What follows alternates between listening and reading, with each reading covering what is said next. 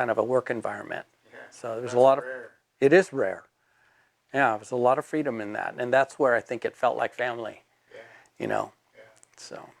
Any other funny or crazy stories you want to share? Gosh, nothing comes to mind immediately. I just think that sometimes I'd call I can remember one of my service techs I called out after I installed a heater. It was the middle of summer, so I put the heater in the morning, and he was left to fire it off in the afternoon.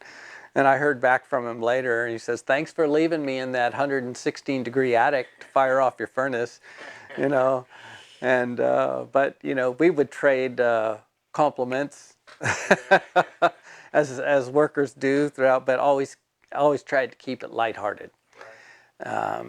So yeah, nothing in particular. Just it was fun. I could just say that it was a pleasure working here, and I never regretted, after being in business for myself for a short time, I never regretted making the choice to come here. That's awesome. Yeah, it set me up for the rest of my career, and I liked my job. You like coming in every day? I liked coming in every day. Yeah, absolutely. Okay. Yeah. Anything else you'd like to add, or you'd like people who are going to watch this, anything you'd like them to know, or think we've covered it, or what do you think? Yeah, just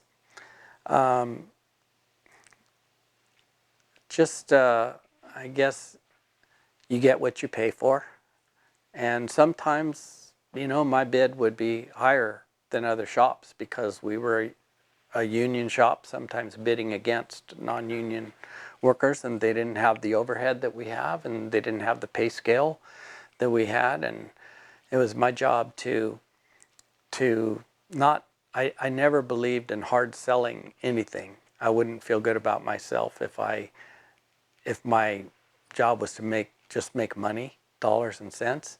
It was always about making sure that the client got what they want. And very often when they would tell me, well, this other person was going to do it this way and they're a lot cheaper, and I'd say, well, here's my opinion. If you do that, this is what you're going to experience, and it's not going to quite cut it for this. And I wasn't lying. It was just telling them through my 38 years of experience in the trade what I had learned and what works and what doesn't. And I would also work with people, give them money back. Sometimes if I did well on the job, obviously you're in business to make money, but I was surprised that how often Tom would do that. I learned that from him, that you could go back to your client who was a regular client and say, you know, we're going to give you something back here. I can't do that, but I can do this. And boy, people really, they're like, what? Nobody does that. And it's because we might be more expensive than the other person, but you're going to get a really good product. And if I can do some co-savings with you, I'm happy to share the wealth. And that made me feel good, and it made them feel good in the end. And guess what? They call me back again. And so that's, I think, you know, big business can be overwhelmingly very generic, but things like that bring it down to a smaller community level.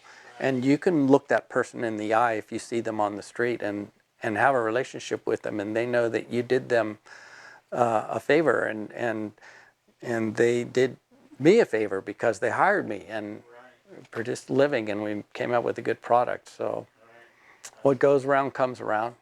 And I always felt like your reputation precedes you. So if you can do that and keep that going, then that's the best thing. That's awesome. Yeah. Well, Vic, that's all I got for you. Great. So, I hope that wasn't too painful. Nope, it was fun. I was looking forward to coming down and Well, thank you sharing. so much.